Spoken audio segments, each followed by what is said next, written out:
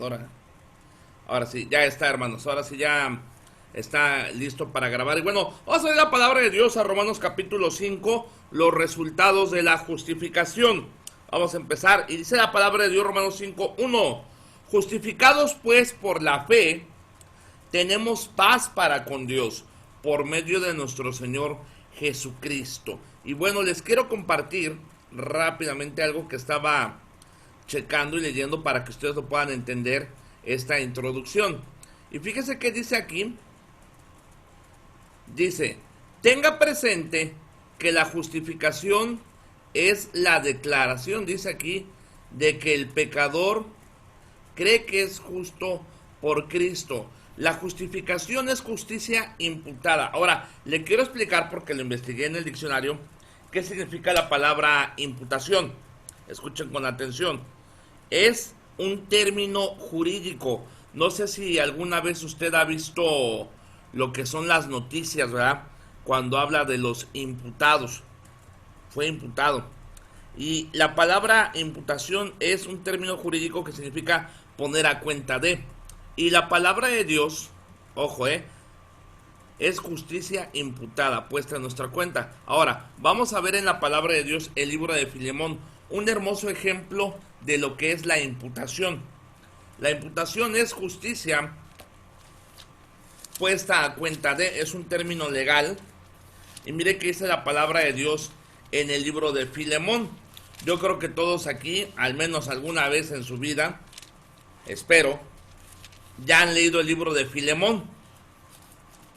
Por ejemplo, hermano Eduardo, ¿usted alguna vez ha leído el libro de Filemón?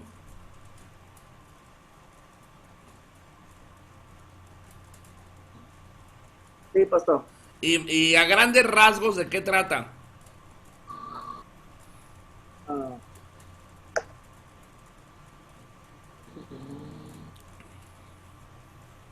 ah,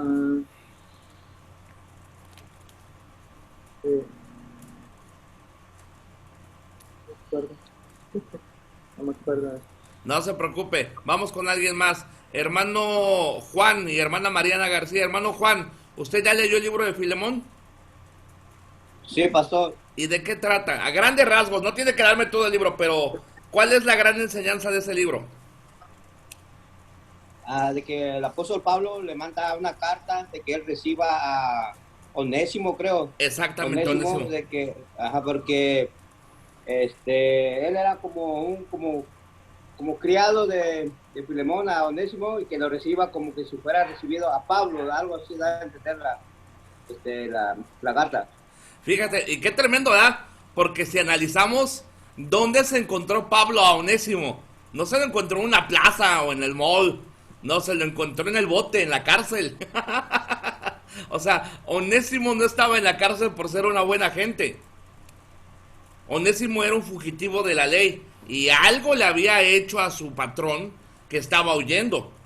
Obvio, Pablo no estaba en la cárcel por ratero, Pablo estaba en la cárcel por predicar el evangelio. Pero Pablo, como todo evangelista, como todo ganador de almas, cuando está en la prisión empieza a evangelizar, empieza a predicar, empieza a hablar de Cristo, y de repente gana a Cristo a Onésimo. Y en esas pláticas, ¿verdad? De repente sale, tal vez me los imagino platicando, ¿verdad? No sé si ustedes han estado en la cárcel, yo he estado predicando en la cárcel algunas veces, y en la cárcel hay patios donde de repente los dejan salir a tomar el sol, y me los imagino yo en el patio de la cárcel, ¿verdad? Platicando, oye, y bueno, tú ya recibiste a Cristo, Onésimo, pero ¿de dónde eres? ¿Por qué te metieron? Y de repente tal vez Onésimo con pena dice, no, pues fíjate que pues yo defraudé a mi patrón se llama Filemón. ¿Filemón? ¿De dónde? No, de tal parte. Oye, yo conozco un Filemón. Ah, fíjate que es mi conocido. Y de repente tal vez le dicen a Onésimo, ¿sabes qué? Vas a salir. Y Pablo le dice a Onésimo, espérate, antes de que te vayas, voy a escribir una carta para que regreses con Filemón. Y Onésimo tal vez dice, no, espérate, es que si regreso me va a matar, me va a ahorcar, me va a rechazar. Dice, no, permíteme escribir la carta. Y ahí es donde viene esta carta y donde Pablo le dice que lo perdone. Y que si algo defraudó, ¿quién lo iba a pagar? Pablo. ¿Ah? Y dice, recíbele como a mí mismo. Le voy a contar algo que pasó hace años cuando yo estaba estudiando para pastor, de lo que es la justicia imputada, de que no merecía que se lo perdonaran, pero sin embargo, por la razón de quien lo perdonó y lo justificó, podía tener esa libertad. Pablo, mire qué dice la palabra de Dios en Filemón.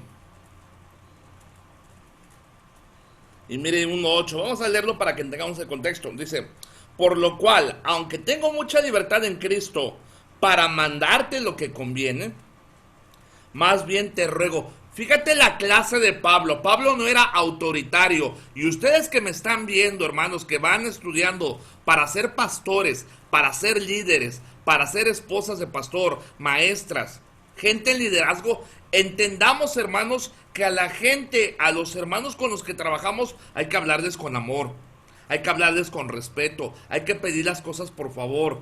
No somos los reyes, señores autoritarios, no. Cuando pidamos algo, hermanos, pidámoslo de manera educada. Yo le pregunto algo, ¿sí o no Pablo tenía todo el derecho de mandarle algo a Filemón? Claro que sí, era el apóstol, era un hombre super usado por Dios. Pero fíjate qué humildad de Pablo, dice, no te lo pido, te lo ruego.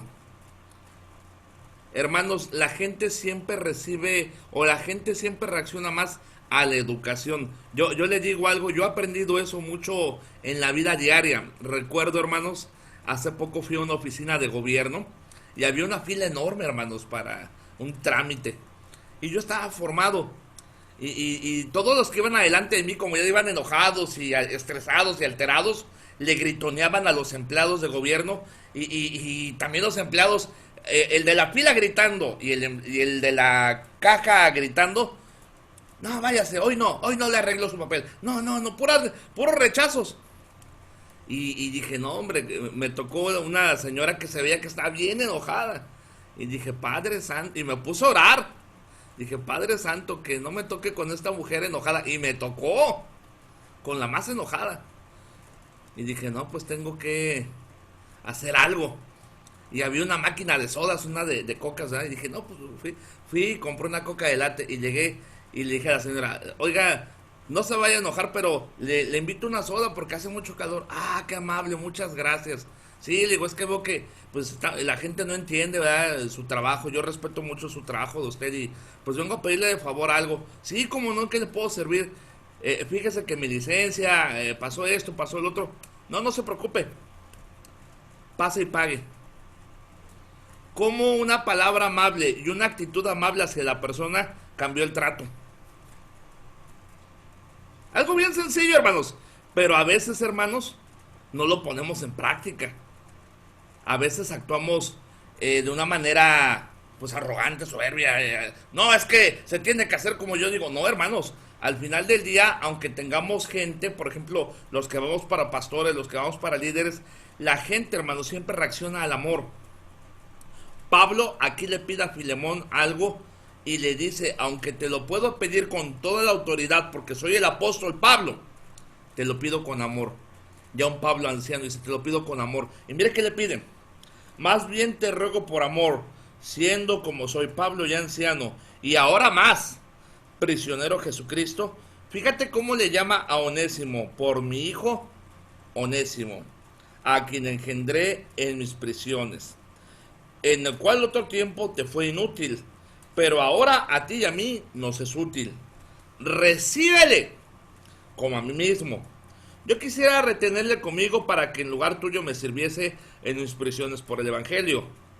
Pero nada quise hacer sin tu consentimiento, para que tu favor no fuese como de necesidad, sino que voluntario. Porque quizás para esto se apartó de ti por algún tiempo, para que le recibieses para siempre. No ya como que esclavo. Entonces ahí Pablo nos deja ver que Onésimo era un esclavo. Y ahora, aparte de que Pablo le pide que lo reciba, le dice, oye, pero no lo regañes por lo que hizo. 2, recíbele, pero como a mí mismo. 3, ya no va a ser tu esclavo. Ya no puedes tratarlo como esclavo, porque ya es tu hermano en Cristo. Fíjese, tremendo. sino más bien como hermano amado, mayormente para mí, pero cuanto más para ti como en la carne como en el Señor. Así que si me tienes por compañero, recíbele como a mí mismo. Y si en algo te dañó o te debe, ponlo a mi cuenta. Esa es justicia que imputada. ¿Sí está quedando claro? Es un cuadro de lo que Cristo hizo por nosotros. El Señor no solo pagó por nuestros pecados, sino que ahora nos hace aceptos en el amado y nos recibe como parte de la familia de Dios.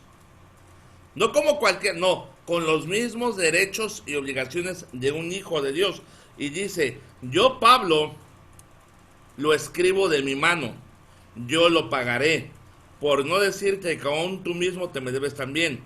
Sí, hermano, tengo yo algún provecho en ti, el Señor, conforta mi corazón en el Señor. Te he escrito confiando en tu obediencia, sabiendo que harás aún más de lo que te digo. Y Pablo, ¿verdad? Fíjate, qué tremendo. Prepárame también alojamiento, porque espero que por vuestras oraciones os seré concedido. Ah, qué privilegio, mi hermano. O sea que Pablo dice, y por ahí vayan juntando carbón y carne, vayan engordando al marrano, porque pronto voy a ir y quiero que me reciban con tamales y carne asada, ¿verdad? Porque por sus oraciones os seré concedido. Este es un cuadro de la justicia de Cristo. Alguien que no merecía el perdón lo recibe. Pues no solamente recibe el perdón, recibe una justicia imputada que lo hace ser acepto ante la ley. Y no solo su pecado es pagado, sino que ahora es vuelto una persona libre. Y ojo, se pide que se le dé el mismo trato que aquel que lo perdona. Qué tremendo, qué tremendo. Esa es la justicia imputada. Ahora, sigamos viendo. Vamos aquí a la pantalla que les estaba compartiendo. ¿Sí va quedando claro, hermanos? Amén, pastor, amén. Excelente. Sigamos adelante. Ahora, fíjate. Esa es la justicia imputada. Ahora, sigan aquí el mouse. Dice, justificación es nuestra posición delante de Dios. ¿Ok? Es como Dios nos ve. Ahora Dios ve a Cristo en nosotros. Pero ahora, ¿qué es la santificación?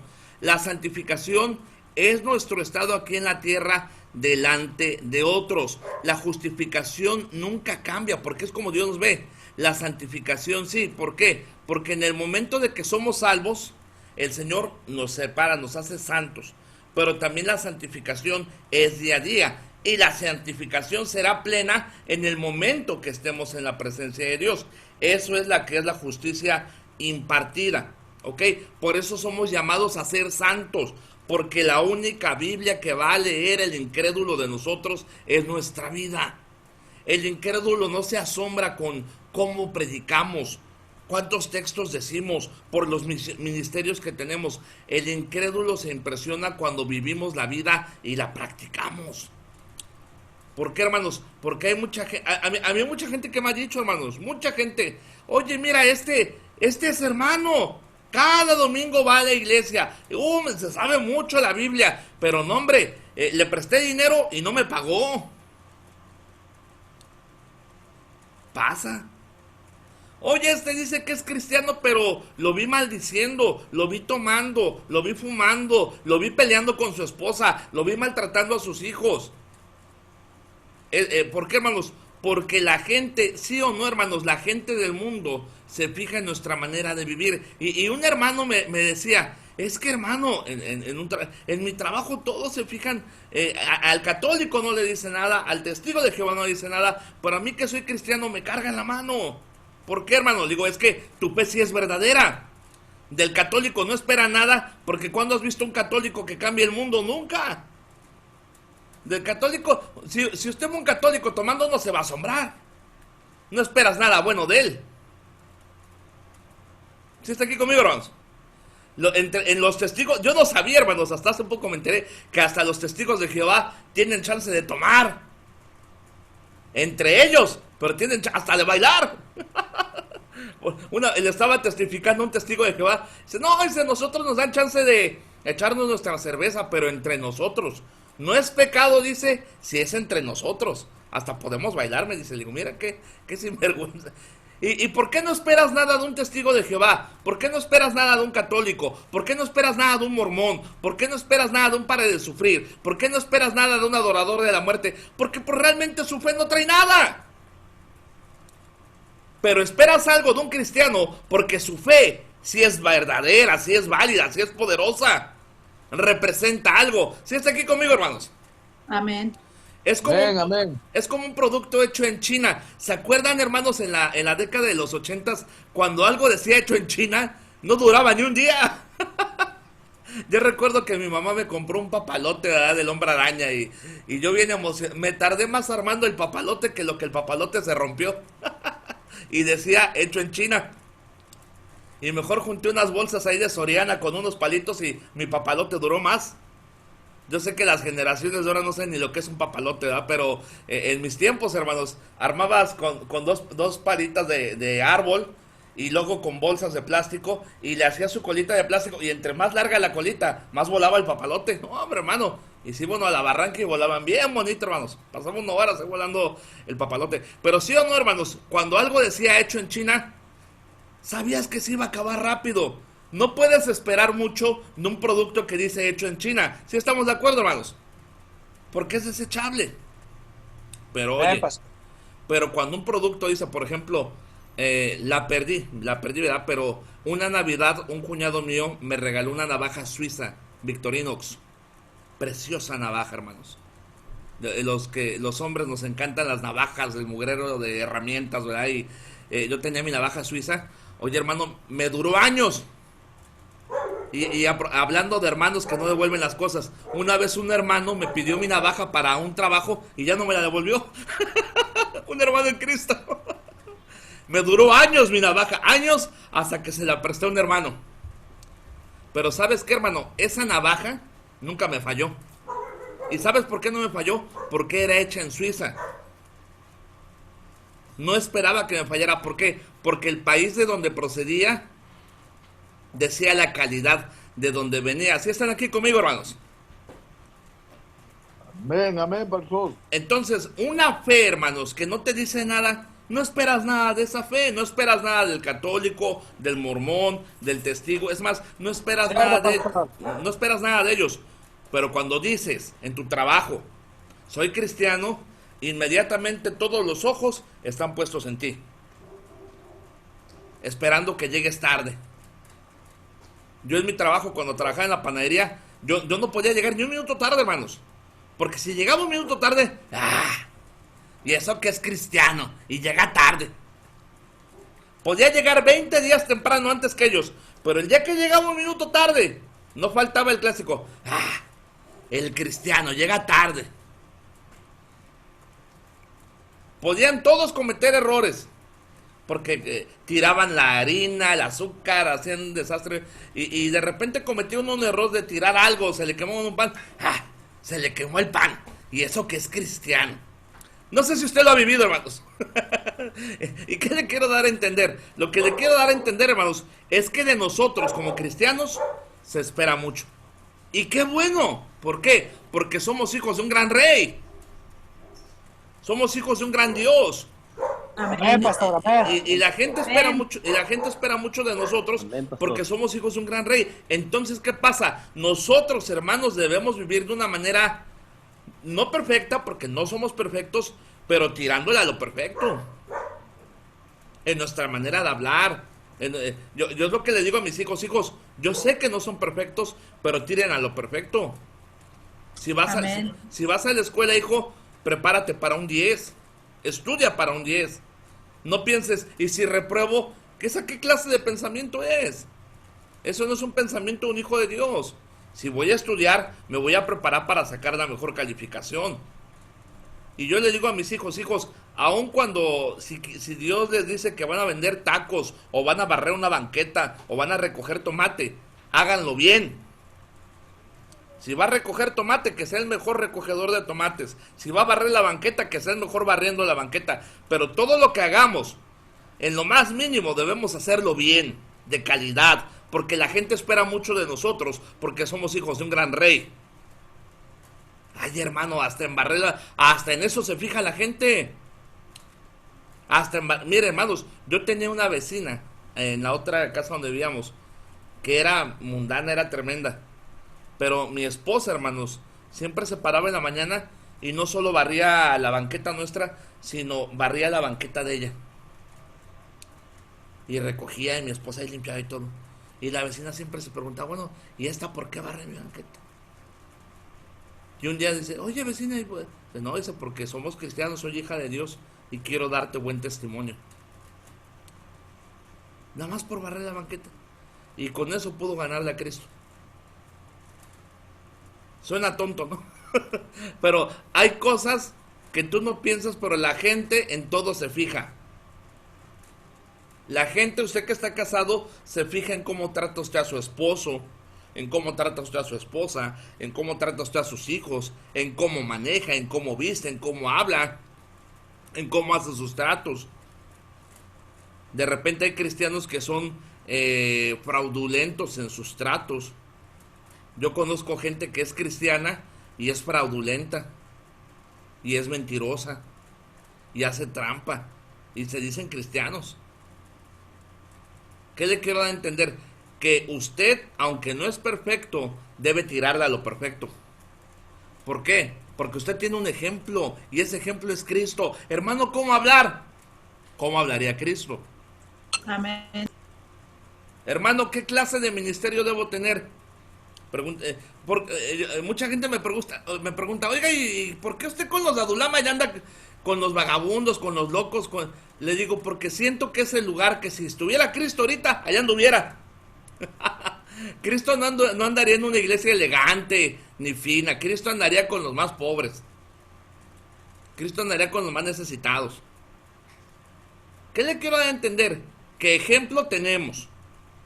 ¿Cuál es el ejemplo? El ejemplo de Cristo. Actúe como Cristo, hable como Cristo, vista como Cristo. A veces la gente nos dice, es que ustedes son muy legalistas, ustedes son muy exigentes. No, yo no soy legalista, yo no soy exigente. Lo único que como siervo de Dios es mi deber, es enseñarte que en tu manera de pensar, de ser, hablar, de comportarte, de dirigirte, debes imitar a Cristo. ¿Qué tiene eso de legalista? Nada. ¿Qué tiene eso de exigente? Nada. El mandato es, sed pues imitadores de Dios como hijos amados, y andad en amor como Cristo nos amó.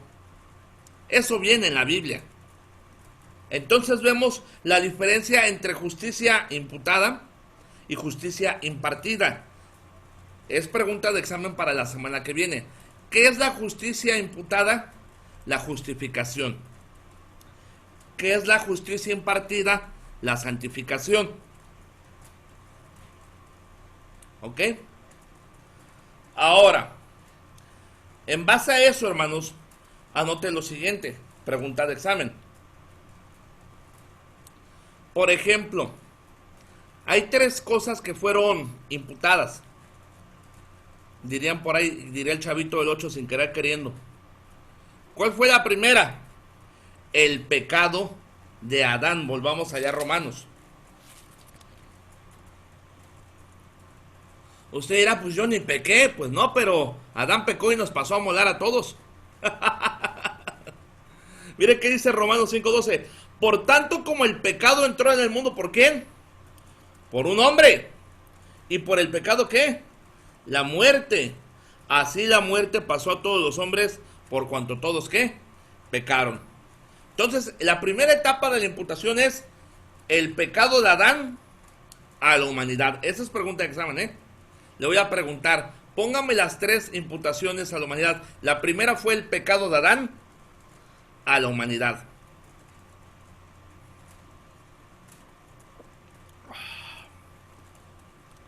¿Ya lo anotó? Ok, va la segunda. La segunda fue cuando Cristo muere por nuestros pecados.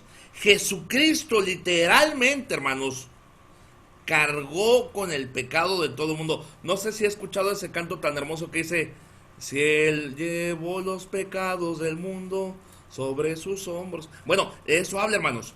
En el momento de ser crucificado, Jesús, hermanos, cargó todos los pecados de la humanidad. Hasta ese momento, hermanos, esa comunión entre el Padre, el Hijo y el Espíritu Santo no se había roto. Mas, sin embargo, dice la palabra de Dios que en ese momento en el cual Jesús cargó con todos los pecados, el Señor le dio la espalda. Y por eso clamó, Elí, Elí, lama sabactani, Dios mío, ¿por qué me has abandonado? Entonces la primera es el pecado de Adán a toda qué? La humanidad. Ahora, el pecado de toda la humanidad, ¿a quién? A Cristo. Pero ahora, la justicia de Cristo imputada al creyente. Así como el pecado de Adán pasó a todos nosotros y el pecado de todos nosotros pasó a Cristo en la cruz, ahora la justicia de Cristo pasa, pero ojo, ya no es automáticamente, ahora es para que aquel que se arrepiente y cree. ¿Sí van conmigo? El pecado de Adán pasó de cajón, automático. Cuando Cristo murió en la cruz, ¿murió por quién? Y aquí, Todos, pastor. ahora, escuche con atención. Y esto va para los que tienen doctrinas calvinistas. MacArthur, Paul Washer, Juan Manuel Vaz, aún mi ídolo Spurgeon era calvinista. Porque ellos dicen algo, es que Cristo no murió por todos. No, señor, Cristo sí murió por todos.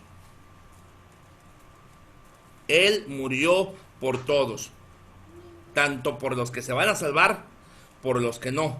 Lo que sí, que él desde aquel entonces sabía quién sí se iba a arrepentir y quién no. Desde antes de que el mundo se fundara, el Señor ya sabía quién se iba a arrepentir y quién no. Y sin embargo, murió por todos. ¿Sí está aquí conmigo? La Biblia está llena de textos que nos hablan de que el Señor murió por todos. Por ejemplo, le voy a enseñar nada más 3. ¿Verdad? Porque yo le digo algo, yo veo mucho en cristianos que empiezan a escuchar a MacArthur, a Washer, a Sugel Michelin, a pastores de corte calvinista. Y ¿sabe qué pasa con esos pastorcitos? Que meten buena doctrina, pero la mezclan con sus falsas enseñanzas. Dicen que Cristo no murió por todos. Dicen que no va a haber arrebatamiento. Dicen que el diezmo no es bíblico. Dicen que se puede tomar vino, una copa social. Sí, los calvinistas creen en la copita social. Entonces, ay hermano, de veras, claro.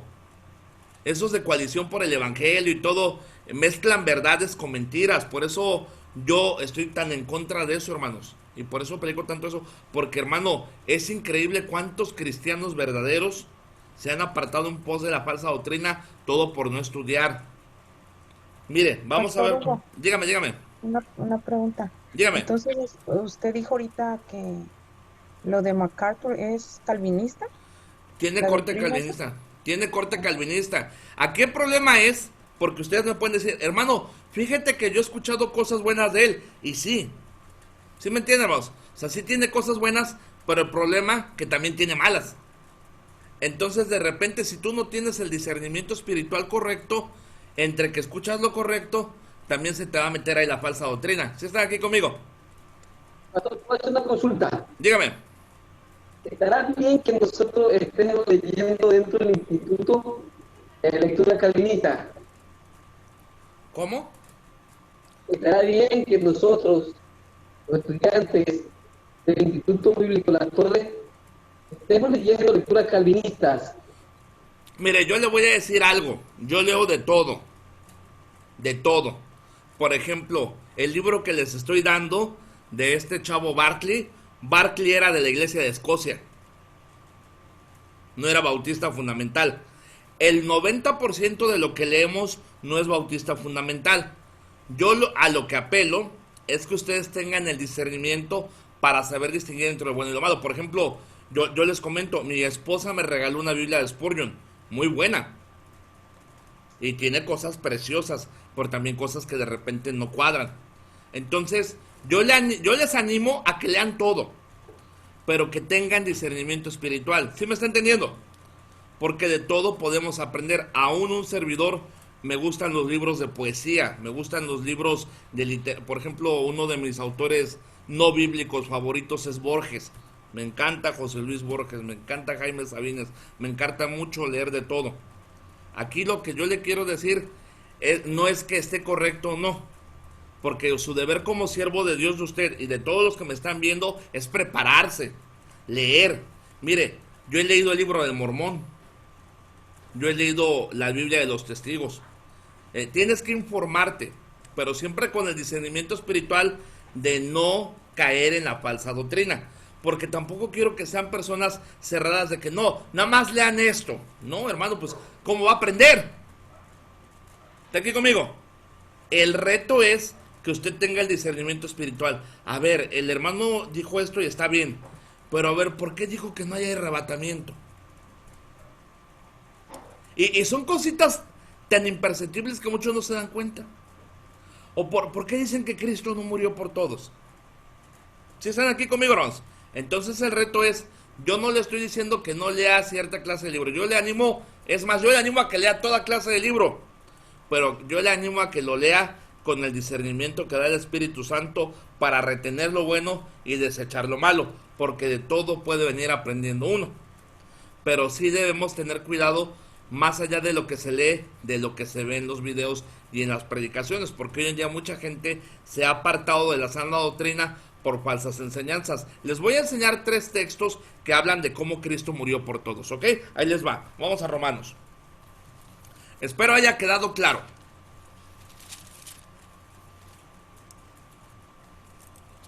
¿Sí quedó claro o no? Amén. Sí, claro. Amén. Excelente, muy bien. Mire que es la palabra de Dios.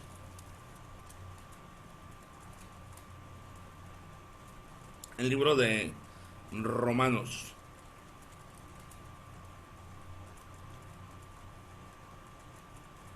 Mire, dice la palabra de Dios en el libro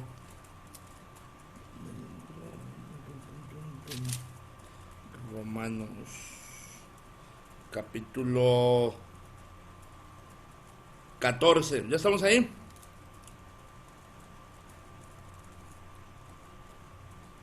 Romanos 14, mire que dice 14, 7 al 9. Mire que dice la Biblia, alguien léalo. Romanos 14, 7 al 9. Amén, pastor. Adelante, léalo. Dice la palabra de Dios, porque ninguno de nosotros vive para sí y ninguno muere para sí. Pues si vivimos, para el Señor vivimos, y si morimos, para el Señor morimos. Así pues, sea que vivamos o que muramos, del Señor somos. Porque Cristo para esto murió y resucitó y volvió a vivir, para ser Señor así de los muertos como de los que viven. Amén. Ahora acompáñenme por favor al libro de Segunda de Corintios.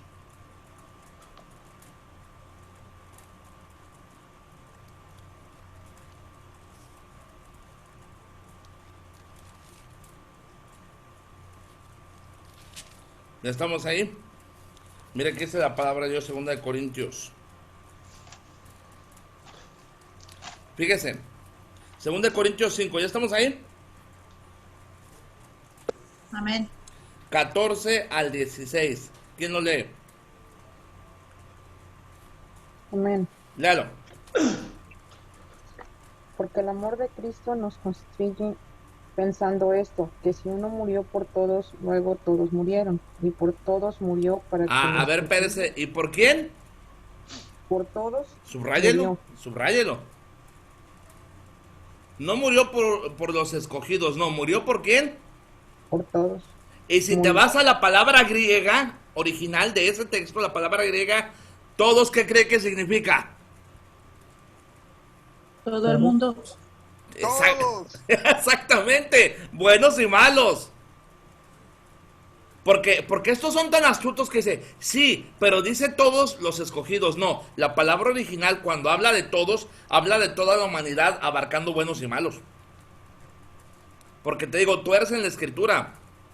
Dicen, sí, dice murió por todos, pero todos los escogidos. No, no, señor. Y nos vamos a Juan 3:16, dice, porque de tal manera amó Dios a los escogidos. Al mundo. No. ¿A quién? Al mundo. Ojo, el Señor sí sabe quién sí y quién no va a ser salvo. Eso de antemano lo sabe. Pero eso no implica que no ame al que no le va a aceptar. El amor de Dios es tan grande que Él ama tanto al que le va a aceptar como al que no le va a aceptar. Porque hay mucha gente que dice, ¿cómo un Dios de amor manda a alguien al infierno? Y yo les digo, ¿cómo alguien que tuvo toda una vida para arrepentirse, nunca se arrepintió? ¿Sí están aquí conmigo, hermanos? ¿Qué le quiera entender? El Señor murió por todos. Entonces, con eso en mente, hermanos, vemos estas tres etapas de la imputación. El pecado de Adán, ¿a quién se le imputó? A la A la humanidad. humanidad. A toda la Exactamente. humanidad. El pecado de la humanidad, ¿a quién se le imputó? A Cristo. Cristo, pastor. A Cristo. Exactamente. Y la justicia de Cristo, ¿a quién se le imputa? El creyente. El creyente. Exactamente, a todo aquel que en él cree. ¿Hasta ahí vamos bien? Ok, excelente. Ahora vamos a compartirles pantalla para seguir viendo aquí. Quiero darle rápidamente, porque ya mero se nos va el tiempo, hermanos, se nos va el tiempo, pero quiero darle, hermanos, las bendiciones de la justificación. Primeramente vamos a ir a la palabra de Dios a Romanos. ¿Sí va quedando claro esto, hermanos? Amén, pastor, amén. Está bueno este Juan Valdés. Vamos a Romanos 5. Fíjate los resultados de la justificación. Primera parte. Y anote, hermanos, anote esto porque es pregunta de examen. Yo le voy a preguntar cuáles son los resultados de la justificación. Y por ejemplo es A, tenemos paz, entrada a Dios, esperanza. Le voy a preguntar esto, para que esté pendiente. Fíjese. Primeramente vamos a leer 5.1. ¿Qué dice la palabra de Dios? Justificados pues por la fe que tenemos, Paz. paz para con Dios por medio de nuestro Señor Jesucristo. Pero vemos, hermanos, que esa paz de la que Dios nos habla no es una ausencia de problemas. No, la paz es la presencia de Dios en medio de los problemas. Mucha gente confunde la paz con falta de problemas. No, la paz que el Señor nos da, dice, fíjate, y dice la Biblia, estas cosas os he escrito a vosotros para que en mí tengáis paz. Y dice Cristo, en el mundo tendréis ¿qué? Aflicciones. Pero confiad, yo he vencido ¿qué? Al Al mundo. Entonces, interpretamos la paz no como la ausencia de problemas, sino la presencia de Dios en medio de ellos. Cuando yo le pregunte, ¿cómo interpretamos la paz? La interpretamos como la presencia de Dios en medio de los problemas, no como la ausencia de problemas. Inciso A, una de las bendiciones de la justificación es que tenemos paz. Pero siguiente dice 5.2, porque también tenemos entrada por la fe a esta gracia en la cual nos gloriamos y estamos firmes y nos gloriamos en la esperanza de la gloria de Dios. Fíjese, cuando la palabra nos habla, hermanos, de que tenemos entrada, fíjate qué tremendo. Nos habla, hermanos, de alguien presentándole a la realeza. O sea, cuando habla de que tenemos entrada, es Dios introduciéndonos, ¿verdad? Porque, por ejemplo, hermanos, en aquellas épocas, en aquellos lugares, hermanos, todavía había mucha realeza y no cualquiera podía llegar al rey, rey, que ya llegué, no, tenían que introducirlo. Y cuando se usa esta de tenemos entrada, la palabra que se usa original es la palabra que se usaba para cuando alguien llegaba a la presencia de un rey y era introducido delante de un rey. Imagínense qué tremenda palabra. Tenemos entrada a la presencia de Dios. Nosotros que éramos candidatos del infierno, nosotros que no teníamos esperanza, nosotros que no teníamos nada de qué gloriarnos, ahora estamos en la presencia del Rey. Y no solamente estamos en la presencia del Rey, sino somos hijos del Rey. La palabra entrada, porque tenemos entrada, no solo hace referencia a cuando te presentan delante de un rey, sino también se usa para cuando los barcos llegaban a un muelle. Un barco estaba de aquí para allá navegando sin rumbo, pero cuando estaba en el muelle estaba seguro, estaba tranquilo, estaba anclado, estaba en un lugar seguro. Cristo es nuestra entrada a un lugar seguro. Entonces, inciso A, B, tenemos paz. Paz significa no ausencia de problemas, sino la presencia de Dios en medio de ellos. B, tenemos entrada a Dios y somos introducidos al Rey de Reyes y Señor de Señores. Pero mire qué dice más adelante. ahí dice, tenemos esperanza. Literalmente nos orgullecemos en la esperanza de Dios. Yo le pregunto algo, hermanos, yo no sé usted, pero a usted le ha tocado ver, no sé si alguien pueda dar testimonio de eso, ¿verdad? Pero a mí como siervo de Dios, muchas veces me han pedido gente que no conoce a Dios, que vaya y haga una oración. Hay gente que es supersticiosa o que me dicen, oiga, usted es pastor, hágale una oración a mi hermano, ya va a morir. Y yo voy, y lo primero que hago más que orar, le hablo de Cristo a la persona. Pero no sé si les ha tocado ver a ustedes cuando muere una persona creyente y una persona no creyente. Una gran diferencia. Me ha tocado ver, hermanos, personas no creyentes morir y literalmente gritar, revolcarse, espantarse. Recuerdo una persona que me decía, no los deje pasar, no los deje pasar, ya vienen por mí. Y yo pues no veía a nadie y usted dirá, ¿no se espantó? Pues sí, dije, ¿quién viene? Ya hasta yo me andaba viendo. Sí, ese día sí me espanté, hermanos, porque la persona, hermanos, de verdad parecía que estaba viendo algo, estaba aterrado. No los deje pasar, hermano. Y yo le decía, arrepiéntete, acepta a Cristo, no veas eso, mira, cierra los ojos y vamos a pedirle a Cristo que te salve. No, ya no puedo, ya no puedo. Le digo, sí puedes, hazlo, vamos ahora. No, no puedo, no puedo. Y hermanos, era una persona que escuchaba mucho rock satánico, una persona que andaba en brujería, una persona que andaba mal. Y por más que se le habló de Cristo, no quiso. Y hermanos, se rasguñaba, se revolcaba, no, hermano, algo... No sé si ustedes han estado en lugares donde se siente un ambiente pesado. Bueno, esa casa de esa casa de ese chavo donde yo fui, el ambiente estaba pesado. Y no fue salvo. Pastor, a Dígame. mí me pasó personalmente cuando falleció mi mamá. Ajá. Hace 23 años yo no era cristiano. Ese día nadie me podía consolar porque pues yo no sabía dónde iba mamá, porque yo no la iba a ver más para siempre. Pues yo quería aventarme en la tumba, algo que no podía yo explicar.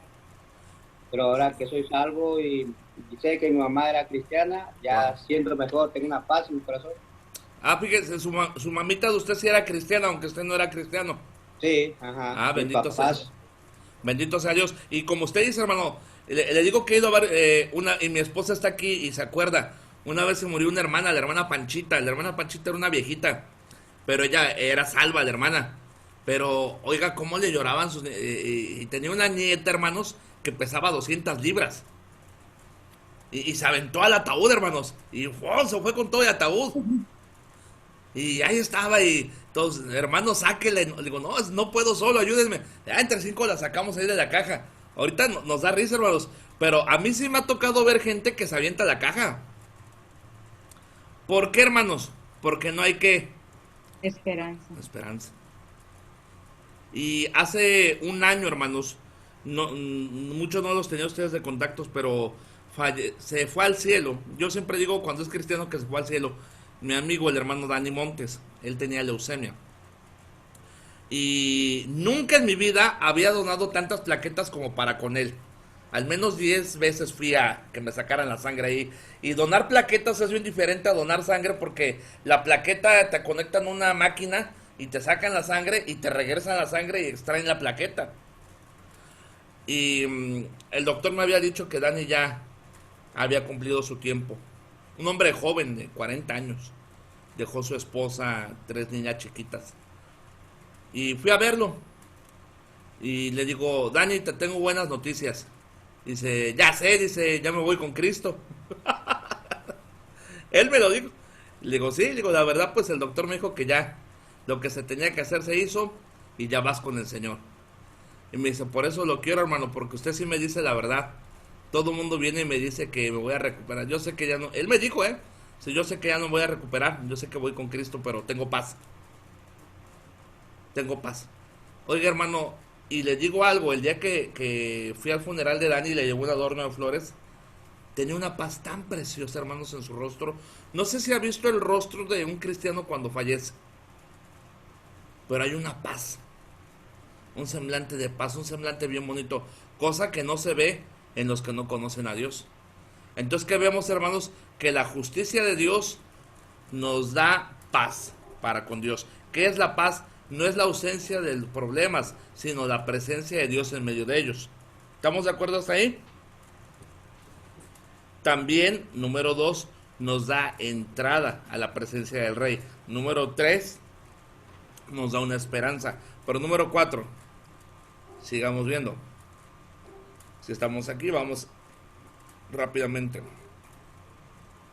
Dice, literalmente nos orgullecemos en la esperanza de Dios.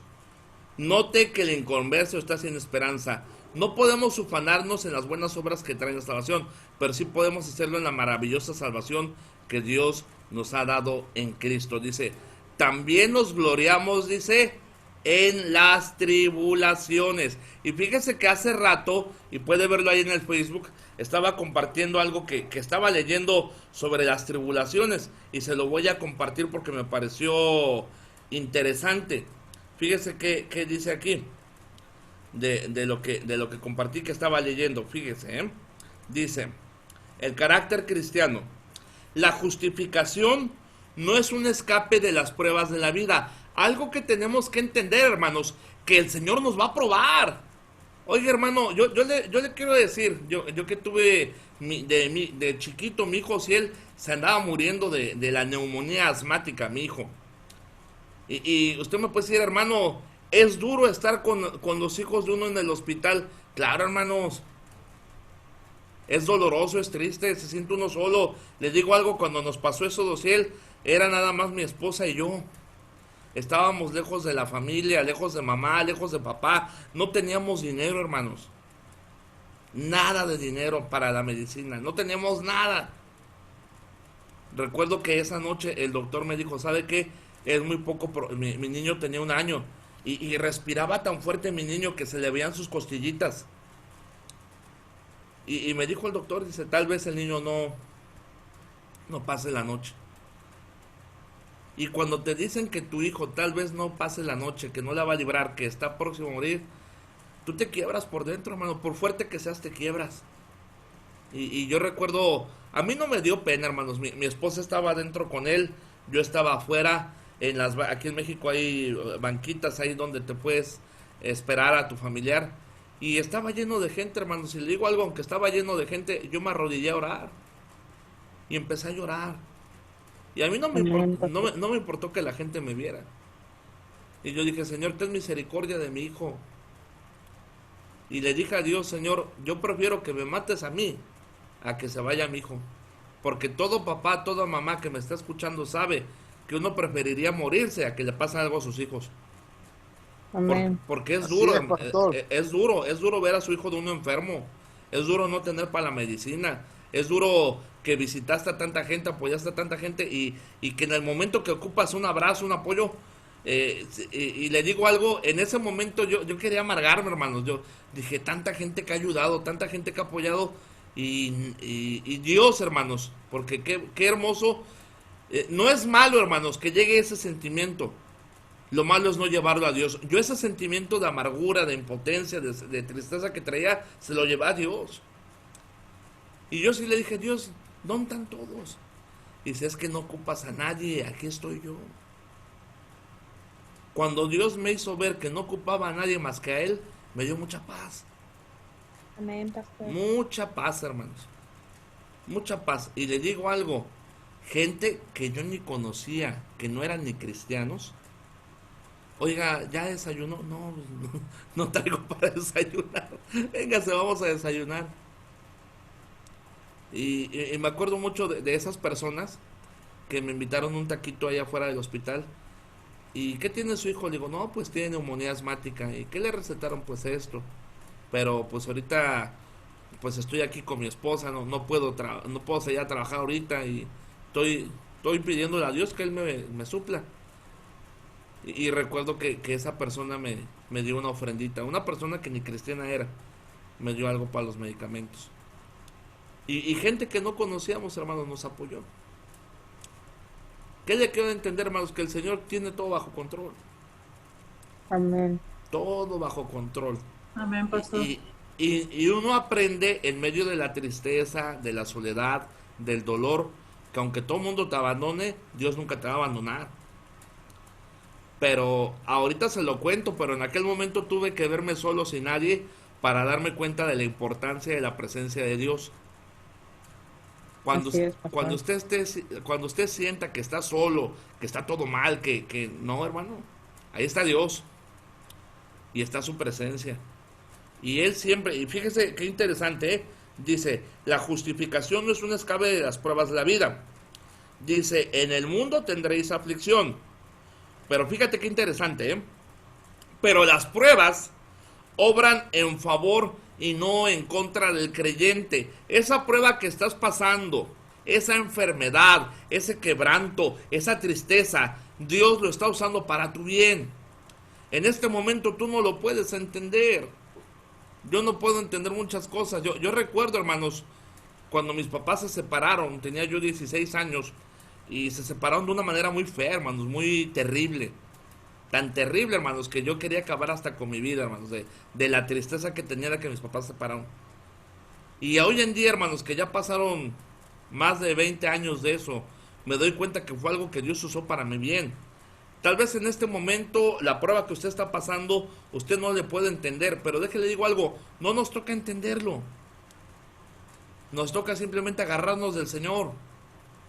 Y como dijo David, en la sombra de tus alas me ampararé hasta que pasen los quebrantos.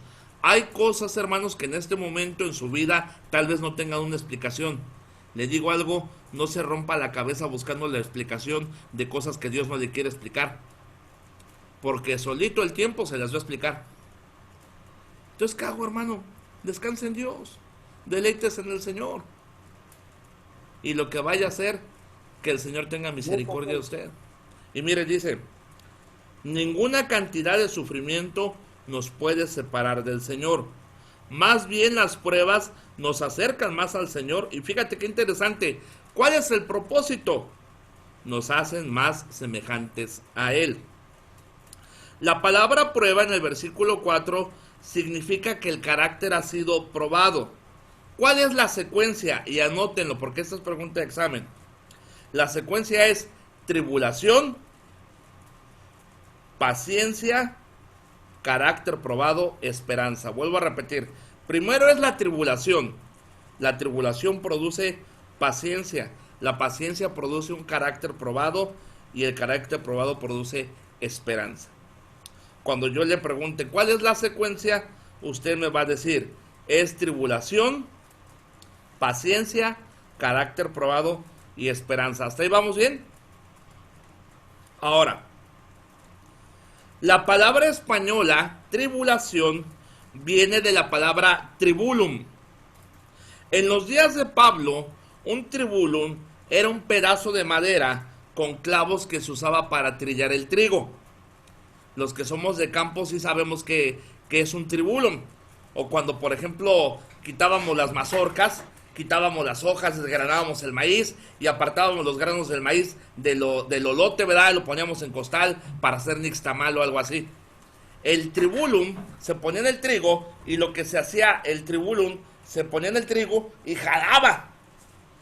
Era un proceso en el cual se jalaba, pero se separaban los granos de trigo del tallo. Y dice aquí, en los días de Pablo un tribulum era un pedazo de madera con clavos que se usaba para trillar el grano. El tribulum se pasaba encima del grano y separaba el trigo del tamo. Cuando pasamos por tribulaciones y dependemos de la gracia de Dios, las pruebas solamente nos purifican y nos ayudan a sacar la basura de nuestras vidas. Sí o no, hermanos, los que hemos pasado por una prueba, podemos decir que el Señor nos hizo ver que teníamos que quitar cosas de nuestra vida que teníamos que quitar. Amén, pastor, amén. ¿Y qué Amén, pasa? pastor. Que la prueba nos hace que reflejemos el carácter de Cristo. Desgraciadamente, hermanos, muchos cuando viene la prueba, en vez de acercarse a Dios, en vez de agarrarse de Él, La prueba los amarga. La prueba los enfría. ¿Se acuerdan, por ejemplo, de esta mujer Noemí?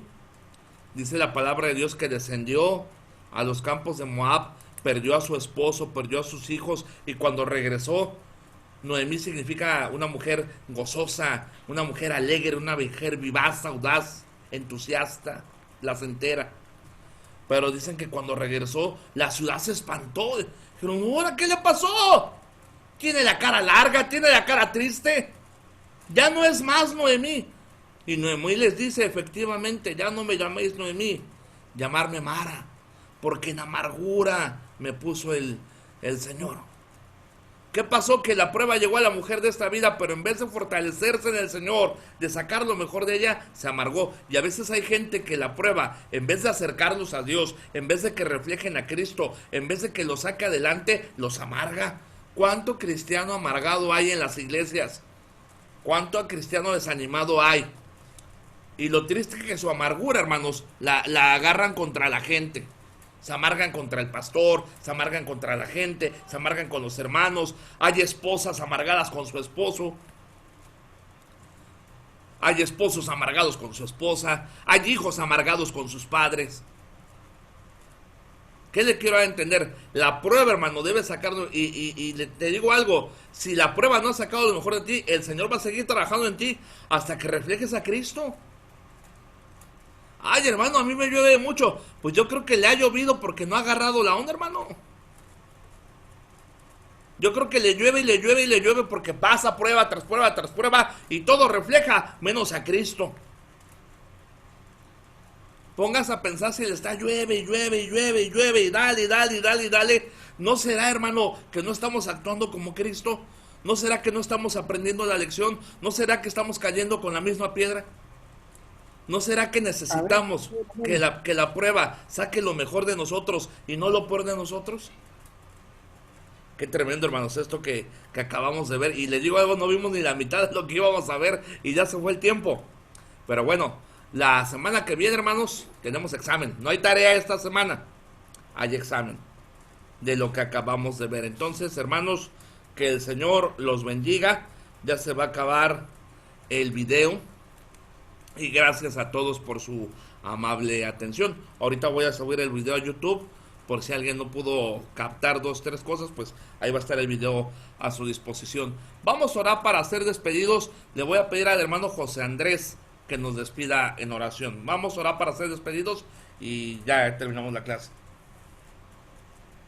Amén, pastor. Oremos, hermano. Señor y Dios, te damos gracias, Padre.